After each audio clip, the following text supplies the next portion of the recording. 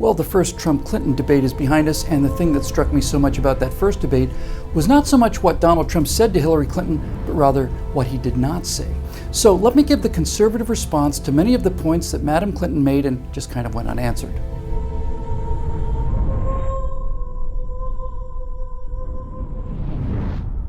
First, we have to build an economy that works for everyone, not just those at the top. That means we need new jobs, good jobs, with rising incomes. We also have to make the economy fairer. That starts with raising the national minimum wage and also guarantee, finally, equal pay for women's work. I also want to see more companies do profit sharing. If you help create the profits, you should be able to share in them, not just the executives at the top. How are we going to do it? We're going to do it by having the wealthy pay their fair share and close the corporate loopholes. Wow, Hillary, so many falsehoods in so little time. So let's start with the $15 minimum wage argument.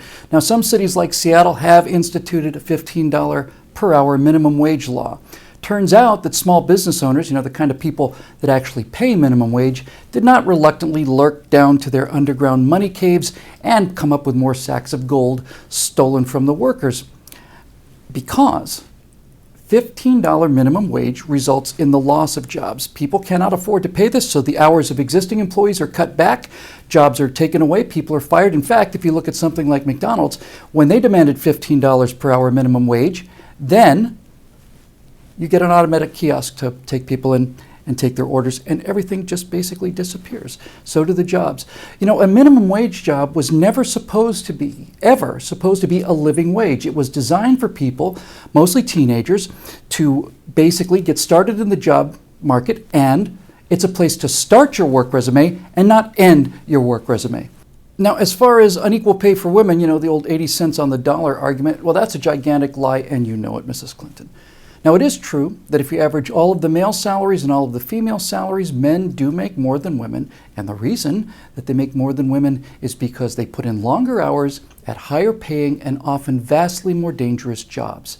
The idea that someone at Walmart could say to a woman applicant coming in for a job that the job pays $35,000 a year for men, but only $27,000 for you, sweet cheeks. Well, that idea is absurd, and it's also illegal. It's been illegal for decades, but needless to say, knowledge of and obedience to the law doesn't seem to be one of your primary virtues.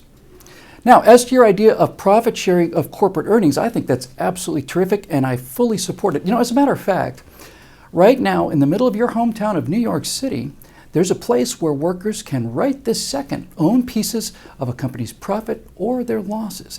It's called the New York Stock Exchange. They've been practicing this radical progressive idea since May 17th of 1792. That's 224 years now.